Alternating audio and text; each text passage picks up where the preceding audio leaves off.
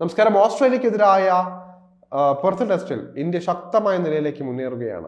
ആദ്യ ഇന്നിംഗ്സിൽ 150 റൺസിന് കൂടാരം കയറിയ ഇന്ത്യ വലിയ ബാറ്റിംഗ് തകർച്ചയായിരുന്നു നേരിട്ടിരുന്നത്. എന്നാൽ മറുപടിക്ക് ഇറങ്ങിയ ഓസീസിനെ 104 റൺസിന് ഓൾ ഔട്ടാക്കി ഇന്ത്യ ഒന്നാം ഇന്നിംഗ്സ് ലീഡ് സ്വന്തമാക്കുകയായിരുന്നു. ഇന്ത്യയുടെ ബോളർമാരുടെ തകർപ്പൻ പ്രകടനത്തിന്റെ ആവേശം ഉൾക്കൊണ്ട രണ്ടാം ഇന്നിംഗ്സിൽ ഇറങ്ങിയ ഇന്ത്യ ഒന്നാം വിക്കറ്റിൽ സെഞ്ചുറി കൂട്ടുമായാണ് മുന്നേറുന്നത്. KL രാഹുലും യശസ്വി ജയ്സ്വാളും ചേർന്ന് സ്വപ്നതുല്യമായ ക്ലാസിക് പ്രകടനമാണ് പെർത്തിൽ പുറത്തെടുത്തത്.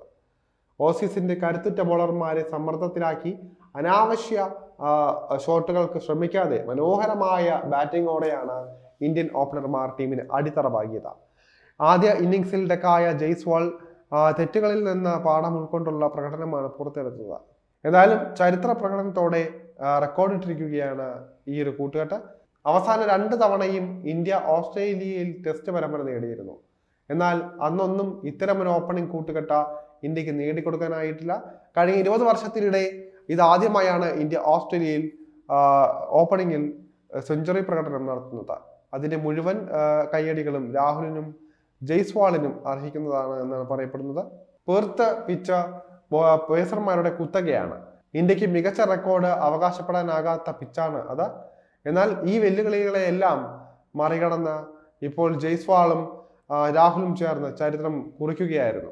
രാഹുൽ നേരത്തെ ഓസ്ട്രേലിയയിൽ കളിച്ച അനുഭവ സമ്പത്തുള്ള താരമാണ്. എന്നാൽ ഇന്ത്യ ഓപ്പണറായിരുന്ന രാഹുലിനെ മധ്യനിരയിലേക്ക് മാറ്റിയിരുന്നു. ഇടവേളയ്ക്ക് ശേഷം ഓപ്പണിംഗിലേക്ക് തിരിച്ചെത്തിയ രാഹുൽ തന്റെ മികവ് എന്താണെന്ന് കാട്ടിക്കൊടുക്കുന്ന ബാറ്റിംഗാണ് പെർത്തിൽ കാഴ്ചവെച്ചത്.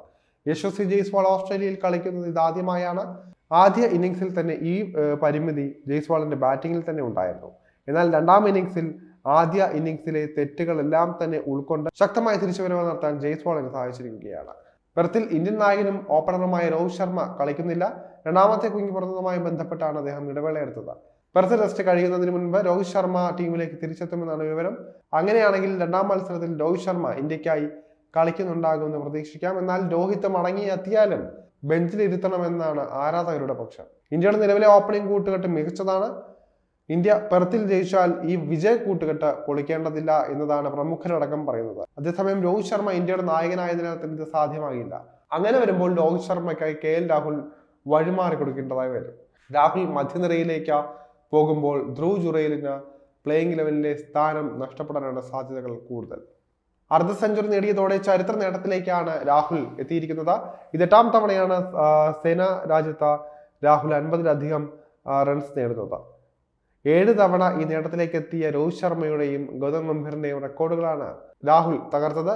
ഇന്ത്യയുടെ ഓപ്പണിംഗ് കൂട്ടുകെട്ട് വിക്കറ്റൊന്നും നഷ്ടപ്പെടാതെയായിരുന്നു തുടക്ക സമയങ്ങളെല്ലാം തന്നെ മുന്നോട്ട് പോയത്. 150 റൺസിലേറെ റൺ എടുത്തിട്ടും അവിടെ ഒരു വിക്കറ്റ് പോലും പോയില്ല എന്നതും ശ്രദ്ധിക്കേണ്ട ഒരു കാര്യമാണ്. ഇതും പുതിയൊരു റെക്കോർഡാണ്.